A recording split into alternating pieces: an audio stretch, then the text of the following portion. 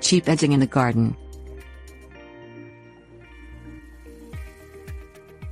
While you could spend a lot of money on high-end edging for garden beds and paths, it's not necessary. Low-cost edging methods range from the extremely simple to the artistically resourceful. Spade-Cut Edging.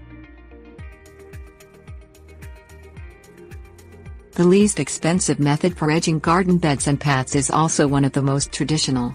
Spade-cut edging, sometimes called Victorian edging, doesn't require you to buy any expensive edging material, and it gives beds an extremely clean, elegant edge. Aside from a small trench, this technique doesn't provide any barrier between a garden bed and grass on the other side of the edge, so it requires regular maintenance to keep the edge tidy and sharp. Edging a new bed.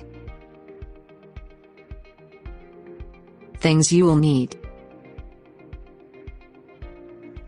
garden hose or string, sharp garden spade or edger, shovel. Step 1. Lay out the contour of the garden bed that you wish to edge with a garden hose or length of string. The flexibility of the hose or string will allow you to make smooth curves and move the boundary of the bed easily as you work out the design. Step 2. Make a vertical cut at the edge of the bed with a sharp spade, cutting through the turf to a depth of 3 to 4 inches. Step 3. Make a second cut on the bed side of the first cut, this one at a 45-degree angle to the first so you can cut away the sod to make a V-shaped trench. Continue working along the entire edge of the bed until you've cut a trench and removed the sod all the way around. Step 4. Dig out the interior of the bed with a shovel. Plant and mulch the bed, spreading the mulch up against the edge you've cut. Step 5. Clean up the edges with a spade at least once a year or as often as needed to keep it looking neat. Plastic edging. Plastic edging is an inexpensive alternative to more costly steel or aluminum edging. To get the most durable product, buy the thickest plastic edging you can afford. Installing plastic edging begins similarly to the technique of spade-cut edging, but after you've cut a trench, lay the edging into the trench. Fit the edging as tightly as possible against the vertical side of the trench on the lawn side of the bed or path so the top of the edging is at ground level. Use the stakes provided with the edging to hold it in place, driving the stakes through the bottom of the edging.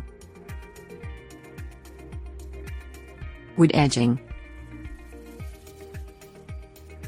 If you'd like to have edging with a more decorative look, consider using wood edging as a less expensive alternative to brick or stone edge pavers. Landscape timbers come in a range of sizes and shapes, and they are relatively durable and easy to install. Because they don't bend, they won't work as edging for curved beds or paths, but they work well to define straight edges. Pressure-treated timbers are less expensive than timbers made from naturally rot-resistant wood species such as redwood, cedar or cypress.